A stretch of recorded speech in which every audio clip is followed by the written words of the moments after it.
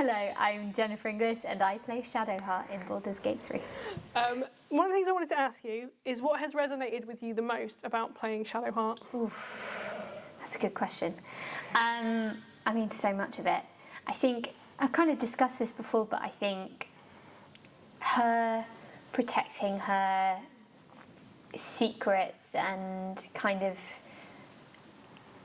it kind of made me, it resonated with me because growing up queer and having to keep that part of myself hidden, and I think that really resonated with me. But also I think what she goes through later on, whilst I haven't gone through that, I don't tend to follow a cultish like deity of darkness and loss, but not yet. Room for manoeuvre, but I think I kind of drew upon quite a lot of like mental health stuff for me, and so I think I gave a lot of myself to that, especially that side of the story, which is great because I think a lot of people resonate with that. But I think it also it did exhaust me quite a lot. I'd go home and have a really good cry and just veg in front of the telly after those recording days. So, but yeah, hopefully it's worth it. Hopefully. Oh, 100% worth it. Obviously, like so many people absolutely adore Shadowheart. Like, how does it feel to have played this character that everyone like absolutely adores, and it's everything, it's just exploded, the community are just all over it, like it's so I think because at the beginning Shadowheart was in early access when it first came out in early access.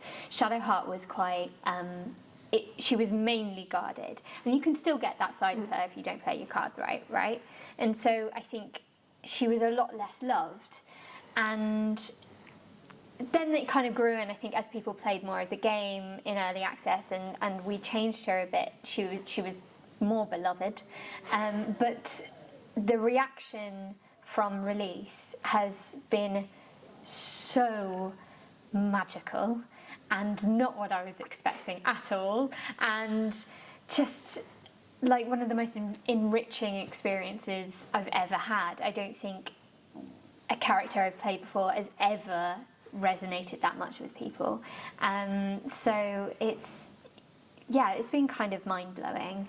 But I'm just so glad that not just the work that I put in, but the work that the directors put in, the writers, the animators, everyone at Larian, like a team of how many people, for at least 400, has made such a big difference and such an impact. So yeah, it's pretty. It's pretty.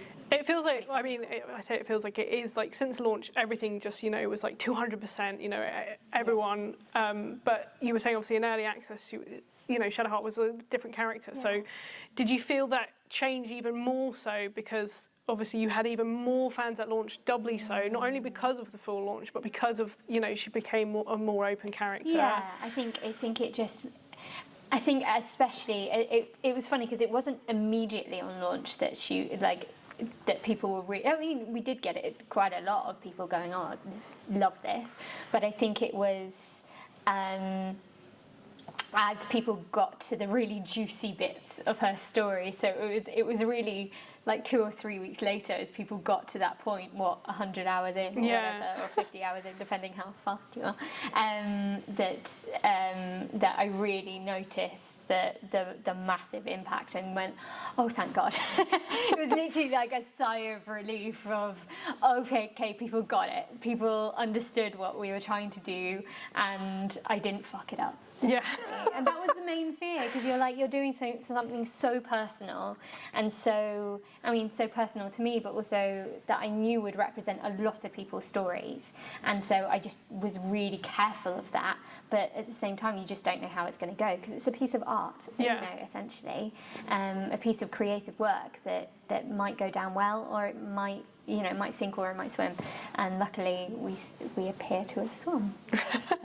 So obviously Shadowheart goes through like a pretty like big image change, like transitions as part of her storyline.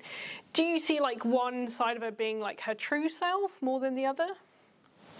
That's a really tricky one. I mean, I suppose there's one side of her character, that that has access to the truth. So, in a way, perhaps, I think she's capable of both of those paths, right? And hopefully this is spoiler heavy. Spoiler warning. So you get to a point in the game where you've got two options, right? Or a few options within those two options, but two clear paths. And yeah, one path contains truth and the history and knowledge, kind of a bit Eve taking a bite of the apple. Yeah, kind of how I saw it in when we were creating it. And then the other path is an absolutely core part of who she is at that point, but it's a different truth. So they're both true to her, whatever happens. But yeah, one is more actually truthful. So I do see that as personally as the more truthful version, because she literally has access to that. But do I think that she, on the other path, fully believes that she is in her truth? Yes. So they're both truthful to her, and that's the important thing. For me as the actor, yes, the other path is not better. Is it a path I choose? Yes. Yeah. Recently you guys did the D&D thing, and like straight away you seem to like understand Shadowheart's role, you know, guidance straight away. Thank you. I don't know much about D&D. My boss, we run a D&D campaign, and she has to suffer through me not knowing. So, but I mean, you know more than me then. I don't. She hates that because I've played Baldur's Gate 3. I'm like, can I do this? And she's like, no. And I'm like, but I can in Baldur's Gate 3. Yeah. Does her head in, but. Because you like took to it so naturally, is that because do you find that the role lined up like with yourself and like in choices you would make and things like that? I think so. I mean, to an extent, yeah. I think maybe I would be less sassy in those situations, but yeah, I think in the High Rollers campaign there was elements of both of us, right? Do I fully believe that Shadowheart would choose to go on a shopping trip with Lae'zel? I mean, in that version she did. Probably not in the game, that might not happen. But I think that was the beauty of it, right? Is that we were ourselves and our characters, and we could kind of fudge it. Yeah. But I had so much fun doing it. I was literally like, oh, what else could Shadowheart have done? And that's it. Like, I did kind of second guess it afterwards. I was like, would she have done that? And I'm like, who cares? We had fun. Does it make you want to do more D&D? Absolutely. Yeah. Only if I can rescue Bing Bong. Millie bought this for me today that I should probably show, which is Bing Bong on a necklace. That's friendship. May he rest in peace. Yeah, it was so much fun. Obviously, fans like to pair Shadowheart with other characters in the game. Who do you personally, if you have one, prefer to pair her with? I've made no secrets about it. Shadowlack or Shadowzel. I mean, the choice is yours, guys. I've only really seen those two. I mean, mainly probably because I occupy a more queer space, but I don't know. I'd like to see what would happen with a Shadow Gale. Oh. Why not? I think she would happily, occupy the role of a book reading. I don't know what. But what is Gale's flavour? Well, he likes reading. I think I'd like to see that. I think she'd be like her and Will. Bad. I wouldn't. Well, maybe. I'd like to see all of these versions, but I've only really seen the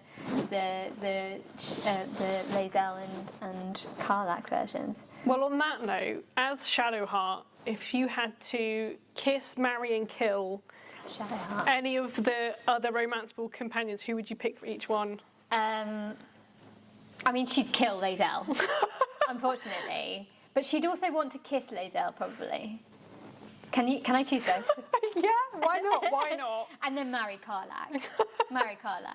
But yeah, I'd love to see that. I'd love to. I can't wait to play as Shadowheart and see what happens if I try to romance Lae'zel.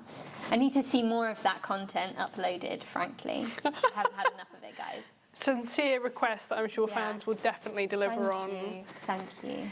Obviously, Halloween's fast approaching. Have you considered Shadowheart cosplay? if someone look, I've got no crafting skills. I literally cannot. I think I don't know if I'm dyspraxic, but there is definite ineptitude going on with fine motor skills. I cannot even sew on a button. So the idea of me making a brilliant cosplay is frankly ridiculous. But if someone would like to make one for me, I would wear it. Please don't do that. It's fine, guys. Do your own thing. Would you trick or treat in it as well? Would you go around? Yeah. I think I would rather trick or treat as Corinna the squirrel or Bing Bong, but yeah, because it's not really like fun. She's not scary. I don't really get the Halloween. It depends. Yeah, like for Halloween, I think maybe Raphael might be a better choice, but you know. So is that who you would pick? Yeah. I'd love to go full Raphael or Karlak. I just basically want to. Karlak would be cool, to be fair. I mean, I am 5'1", not 7 foot, and hench. That would get like little stilt shoes. Mini, yeah, like Karlak shrunk. Who else would I like to dress up as? I love the Astarian cosplays. They're quite cool. But yeah, I think I'd want to go. I think I'd want to go animal from the game. Nice. Owlbear. Owlbear. Where's the Owlbear cosplay? I haven't seen enough Owlbear cosplays. It'd be absolutely huge. Request, yeah, Owlbear.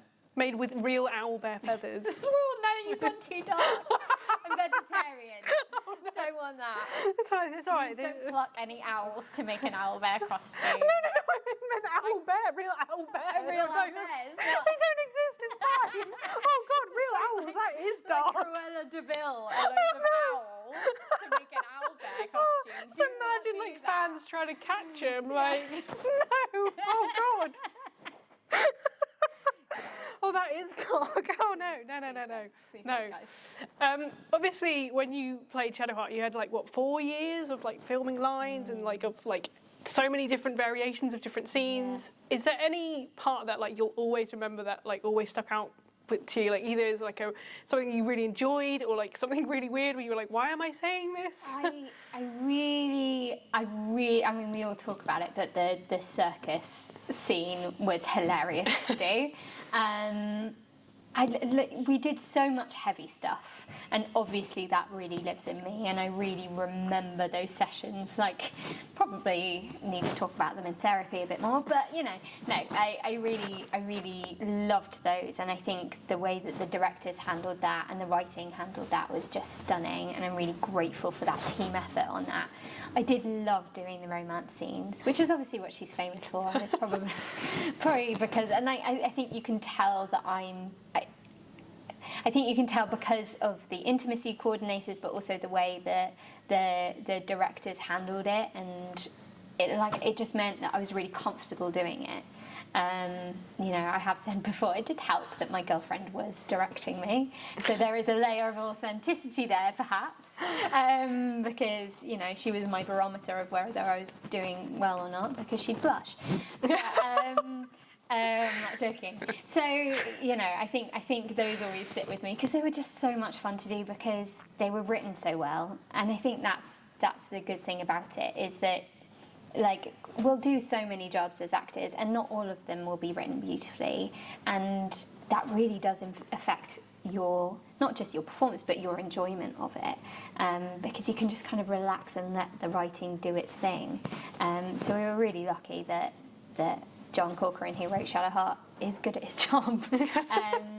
So yeah, I mean, all of it. I do love any kind of banter, so anytime I got to scrap with Lae'zel, and like it was also really lovely is that quite often I would get fed Dev's lines, so I could really react off her. I'd love to do it all again with both of us in the room, mainly because I love Dev and we get on really well, so it would just be a laugh. But I could just totally imagine her as Lae'zel and what she was going to do, so it was a really easy thing to play off. So yeah, I mean, I've just answered and said all of it, but that's genuinely how I feel. Does it make it more challenging that you guys weren't like recording together? Yeah. Yeah. Yeah, because you have to like talk to your imaginary friend like you're 6 and lonely. We Drop Dead Fred style. Yeah, like. yeah. So yeah, I had to imagine a Starian when I was, but I had a really clear picture of who Tav was, and it would change day to day. Like it was sometimes, you know, a tiefling, or and sometimes there was specific.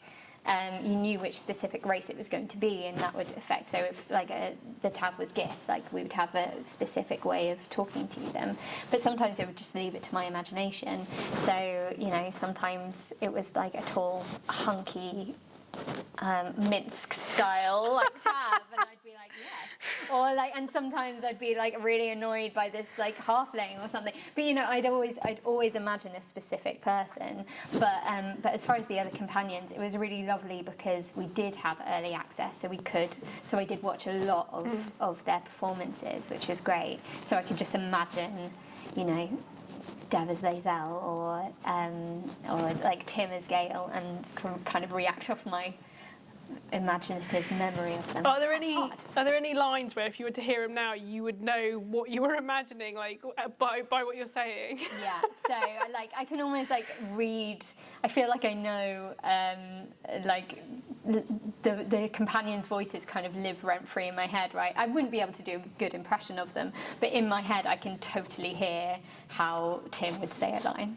And it was really lovely because I got to direct. I was asked to direct on the game, so I got to direct pretty much all of the companions at some point or other, and so I got to know them even deeper, even more deeply. So I really feel like I know the actors and the characters very, very well, which is lovely. But yeah, they all kind of exist in my head rent free, which is a good and a bad thing. They'll live there forever. They'll live there forever. Yeah. Can't get rid of them.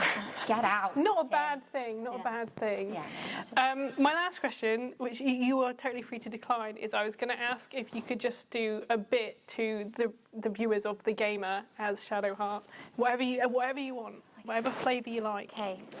Hello, The Gamer viewers. God's favourite princess here. Thank you for watching this beautiful interview, and I hope to see you all very, very soon.